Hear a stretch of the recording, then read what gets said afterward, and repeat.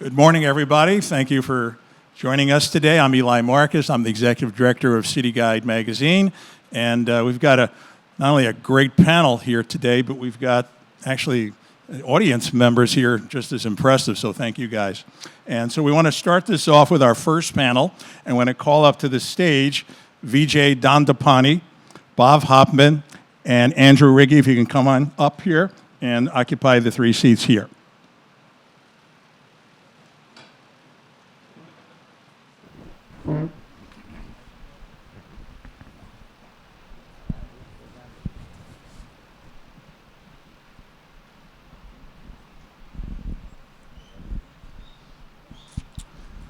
Okay, so we want to start off here, and if each of our panelists would be so kind to give us a 5-minute summary of yourselves and introduce yourselves, share your background, comment on your observations about 2022, and also including the holiday season. And of course, we'd love to hear your forecast for 2023 as well. So we're starting on my left here with Vijay. Oh, thank you. For those of you who don't know me, I'm Vijay Dandapani, President and CEO of the Hotel Association. That was a really nice setup for our city in terms of what we can look for. The one point I think, Fred, you might want to talk about is the DNC, right? I mean, which is another, really positive thing for us in the hotel business. So what's the Hotel Association? For those of you who don't know, we advocate for our industry, which was hugely negatively hit through COVID. When we pivoted to actually hosting people who were in the shelters, and what was initially touted to be a small $150 million program ended up being a $750 million program that the association handled. I'll get my background in a bit. It was hugely pivotal because, as you all know, the hotel industry had nobody coming into the city, and the hotel owners had a capital stack that was predicated on RevPARs of 219, for instance, in 2019, and you suddenly went to zero, close to zero anyway. And so that really kept the industry going. There were, I think, don't hold me to the number, roughly 65 hotels that participated in that $750 million program that ended only in December 31st of 2021, so just about a year ago.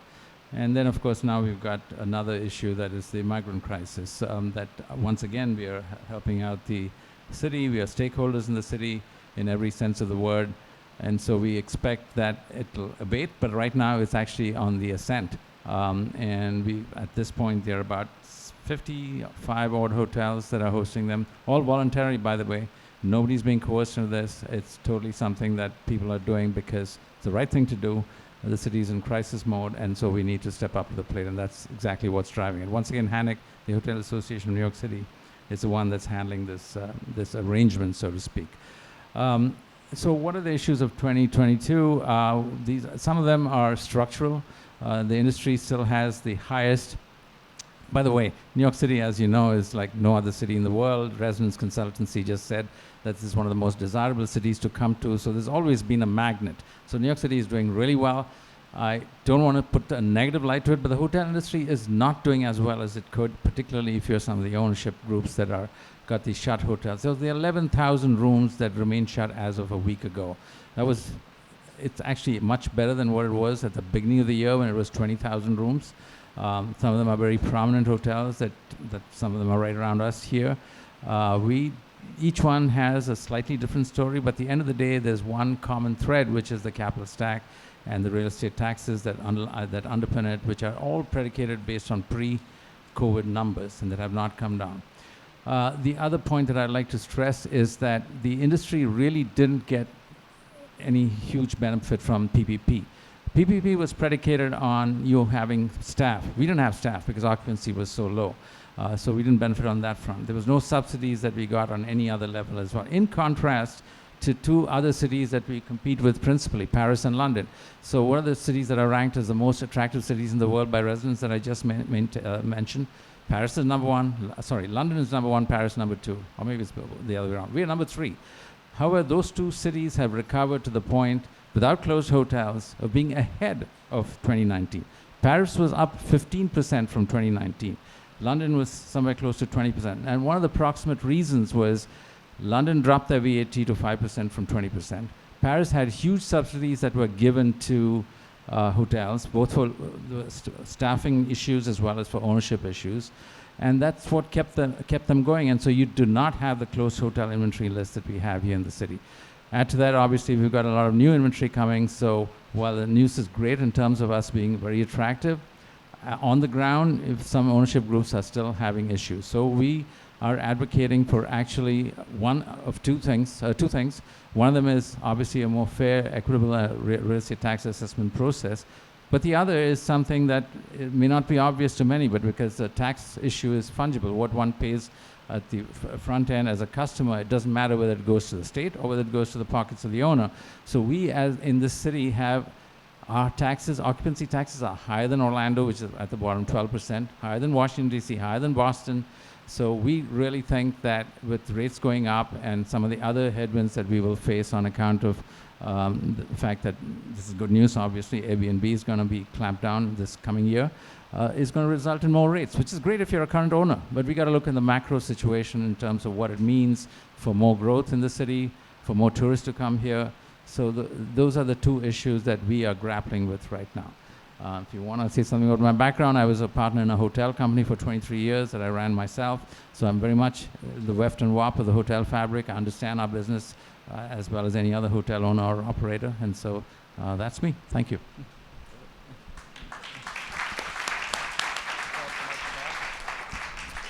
Good morning. My name is Bob Hoffman, and I am the Vice President of Broadway Inbound as a part of the Schubert organization. My background in this, I've been fortunate enough to work in the theater industry for my entire career, and I got involved in sort of putting together travel and Broadway, but now about 30 years ago when I was hired by one of the Broadway producers at the time, Cameron McIntosh, to try to find a better way of connecting his shows with the travel community, and that actually wound up being a wonderful challenge for me because I looked at it and said to the numbers now, if you have 60 million people coming into this city every year, if just a small percentage of them increase going into the theater, that can dramatically change the numbers that we're looking at. So we started working with Cameron shows. It wound up growing into a whole collection, a cooperative marketing collection of shows that work together in order to leverage the travel community and spreading the word and helping to sell tickets in advance. That then led to myself and Charlie Flateman, who is now the chairman of NYC and Company, and Bruce Amick to start our own business, which was Broadway Inbound. And after being in independent business for about 3 years, the Schubert organization acquired our business in order to keep growing the connection with the theater owners and the producers in order to make sure that the travel industry is a strong component of what we do. When we look at 2022, I see 2022 as have been, and if I'm going to take it back even starting in September of 2021. So if we look at what's been going on since then, it's been reconnecting and rebuilding and re-engaging all the partners that we have around the world in order to accomplish just that. It's probably been, with all of the different things that I've seen and the disruptions that I've seen over the years, I think this was by far the most significant disruption we've ever seen, and bringing it back has been a major challenge. And to that end, I'm really pleased to see that we have succeeded in that. We're not there yet completely, we all know that, but all of the theaters that are possible to be lit are lit. We have shows that are lined up to go into the theaters as other shows close. That's a really wonderful thing. We just came off of a record-breaking December, and the box office breaking records for the week between Christmas and New Year's. And I just see this as steady growth that has not come back to where it needs to be yet, but is definitely on track to do that. So we're really pleased with what we see. It's been a challenging 2022, but we're looking really forward to what's happening in 23. When I look at the challenges that we have, there's many. I still think that the COVID, even though it's going down, is a challenge for us in some ways. The economy, the cost of living, all of these things are working to impact our world, because I think that people are some people, thankfully not all, because there's a lot of people who are still traveling. The average rates are up on the hotels. The average rates are up on the theaters. I think that the income is really in a pretty good shape, but we need to get more of those people back into our audiences. And it's sort of finding that middle ground of people that need to come back that I think will be very valuable to us. So that's overall Broadway. When I look at Broadway inbound as a whole, what Fred was saying very much so is exactly right, is that we are, the domestic business has come back faster. So I look at our domestic business, our group business in particular, and that group business has returned by about 70 to 75% at this point. So that's kind of leaning into what you had said the standards are, what the statistics are saying. The FIT business for us, which we specialize in both in the marketing, is dragging. So that business is probably about 40 to 45% back at this point, and we really miss the international market. I mean, I think that's really what is making the big difference. I think on the domestic side, people are making some different choices than they did before, but they're having, because of the economy, because of some of the pressures on them, I think that they're making spending choices that sort of limits the number of people who are going in. But as more people start coming back, and we start getting back up to that 90, 100% on the domestic, and we get up to more of the 75 to 80%. I'm hoping by the end of the year that we'll be back on the international. I think that's going to turn around, and we should be in really well along the way to seeing ourselves return fully. So that's my answer. Thank you. Hello. Good morning. It's so beautiful to see a full restaurant like this, and maybe round of applause for all of you for coming out. And my name's Andrew Ridgey. I'm the executive director of the New York City Hospitality Alliance. You all have good memories. 5 questions, 5 minutes. So I put them down, and I'll try to give 1 minute on each one.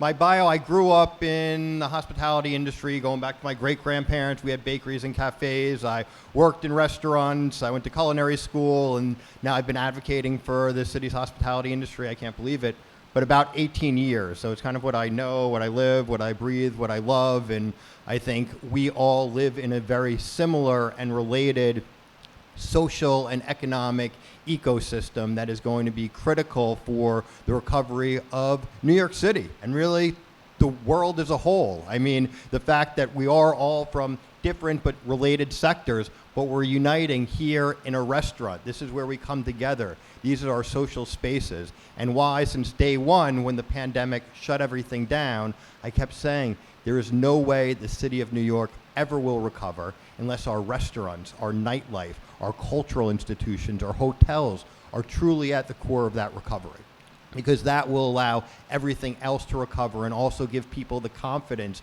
and the comfort to be together in a way that allows life to happen. So that's a quick background. 2022, in a recap, I mean, that's a whole panel, but I remember last year going to the holiday season, everyone was thrilled. I think it was November 8th, not of 2022, of the prior year, when we opened our borders to international tourists, companies started booking their holiday parties, people were going to go out, and everyone was all excited. And then all of a sudden, I was kind of like the canary in the coal mine, because I heard from a couple of our members saying, we're getting some inquiries, there's this Omicron variant, people aren't too sure if we should host our events. And then we all know what happened. Boom, I think it was like BlackRock or someone canceled their holiday party, and within 48 hours, every company had canceled their parties. Everyone canceled their vacation plans, and we were like, oh, again. And that had just happened the prior August with the Delta variant. Thankfully, I believe we are truly in a much different place, hopefully, than we were both of those times, and we will ever be again, at least in our lifetime. And my sense is that there is a heaviness, and I was speaking with Andrea about this before, that is lifted, and it kind of goes to some of the points that were made earlier, that there's still real challenges with COVID. There's still real economic challenges, and there's a lot of issues, and we always have issues. But there's something that's just switched off, where people are out, you see each other, you hug, you kiss, you shake hands, you do all of this stuff, and you're not like at least doing the thing where, do we fist bump, do we elbow, do we, say it's our first time out, it's our second time out? Like, people have gotten back to a sense of, this is how the world's going to be, and we need the world to move on. And I think that's going to be very important in our recovery. And restaurants, frankly, fare differently. If you compare it to the year prior, it was such a better year. People were out eating, drinking, socializing, spending money. Sometimes, unfortunately, it may not have been happening in Midtown, but it was happening in another neighborhood somewhere in a borough because you have more remote work. Places that weren't open for dinner now are, open for lunch. Or I have a place by me that basically is a nighttime restaurant, but now they're doing coffee and Danishes out of their window. So, every crisis creates an opportunity. Unfortunately, sometimes one person's loss is another person's opportunity. But New York City, right? It's about that entrepreneurial spirit, that positive spirit, that drive. And I truly believe with all the real legit challenges there are, we will come back better and stronger, just like we always do. And this is going to be another story. But there's still some real underlying challenges within the industry. A lot of restaurants still have pandemic debt. A lot of restaurants didn't get the adequate support from the federal government. About 65% of restaurants in New York were shut out of the Federal Restaurant Revitalization Fund grant program, which was an incredible program if you got it, because it basically helped you with all of your debt, your expenses. Inflation now, it's just very, very difficult. And most restaurants do not have consumers that have, unlimited price elasticity. So even if they're still going out, eating, drinking, spending money, sometimes their habits have changed. Instead of a couple ordering a bottle of wine, they each have a glass of wine. Instead of both ordering an appetizer, they split one, they forego dessert. Maybe it's becoming more of a luxury. And different neighborhoods, different restaurants have different stories. I was just speaking with my friend in the Bronx, has a couple of successful restaurants. Grew up in the neighborhoods, been there forever. And he was saying, the inflation in labor costs, which is the other big issue, or one of them, but at the top of the list, have made us increase prices. And he said, I'm not sure, I don't have data on this, but I suspect some of my neighborhood people that used to come to my restaurant in the Bronx, now they see it as more of a luxury of going out and spending money. And maybe they're going into Harlem, maybe they're going into Lower Manhattan because they want more of the experience, because they can stay in the neighborhood, they're going to spend about the same amount of money here now than they would. So that price value, and obviously everything with inflation, all of these other issues. But forecast 2023, I don't know. Something I started saying during the pandemic was the only thing that's certain is everything's uncertain. Predictions are made to, make you sound really brilliant when you get them right in the future, and, you ignore them when they don't come true. But I do think that people will continue to go out. I think they're going to continue to spend money. And I continue to truly believe that restaurants, nightlife, hospitality, culture is going to be at the core of the recovery. And it's going to be essential, because if you look at new development, there's always the food and beverage anchor tenant. When you want to create new neighborhoods, when you want to attract people here, this is what they want. And we have the best cuisine, culture from everywhere around the world in an authentic way delivered in New York City. And I think that's the brilliance of New York, why we're all here, and why these kind of conversations are so important. So thank you, and I don't know if that was 5 minutes, but. All right. All right, thank you, gentlemen. So there's been a lot of discussion about the bleisure traveler, and that's a bleisure with a B. Of course, that's a new word in the English language I think you'll be hearing a lot more of. And these are business people who extend their stay while in New York City. And are you able to see it? And what impact, if any, is it having? Bleisure. I thought you were talking about my wardrobe. I never. Here. It's not something that we track it statistically, but I do believe that is something that is happening. And one of the things I'm really pleased about, with U.S. Travel, we're actually working on making sure, along with others, and the Broadway League has pitched in and signed on to this idea for legislation as well, as to make sure that going to restaurants and going to the theater is fully tax deductible, so that when I'm in town traveling and I'm here on business, that if I do, take you out to for a dinner or something like that, that it's fully deductible. And I think it's really extremely important to us. So anecdotally, yes, I think it's happening. I think there's things that we need to do to make it even more so. Thanks. So I'm going to refer to some slides that MasterCard gave at our annual meeting last November, where they talked about this bleisure travel. There are people in the audience who probably know it firsthand, like Marlene, I hate to point out, but Marlene and Becky would certainly know, and certainly, of course, Fred's team. What MasterCard pointed out was that there's an increase in bleisure travel from, in particular, Italy and Spain, and the stats were overwhelmingly greater than that for the United States. So it's basically a combination of business and leisure, as they say. And so people are coming here saying, all right, you're coming all the way to New York, particularly if it's a long-haul flight, might as well stay a little longer. So from the data we've been collecting from our membership, which albeit is a smaller universe than probably what NYC and company collects in the entire universe, it's pretty clear that the period of stay has extended, and so that attests to the fact that leisure has actually gone up, and certainly the rate attests to that as well. I don't know, maybe just, I mean, that's all interesting to add and everything. Maybe just from more of like a philosophical perspective is like, I think one of the things the pandemic did, we just talked about, you know, it kind of made everything more casual. Your wardrobes, you know, like you see all these lines like Lululemon, it's like fancy sweatpants and all of this stuff. So I think, especially when you talk about companies retaining the best talent, I think people want to live in a world where there is business, but there also is that leisure. And perhaps you have an ability as a company to provide these types of leisure trips to your employees to retain people, because we know you can work successfully remotely. And if I know that I'm a committed employee and get my work done, and my company is going to send me, I wish they would, to you know, some nice destination like New York City, and I can go to a great coffee shop and work, but then I can go out and I have all these different types of venues to go to. I think that it's a great thing, and I think we should continue to encourage it. And I think out of all these ways the world has changed, it's the people that find a way to embrace it rather than poo-poo it are the ones that are going to be the successful ones that we say, see, their predictions were right in the future. Okay, so staffing and employment has been a major issue, and I think Andrew can probably talk a lot about this with particularly the restaurant community and the issues that they've been having with staffing.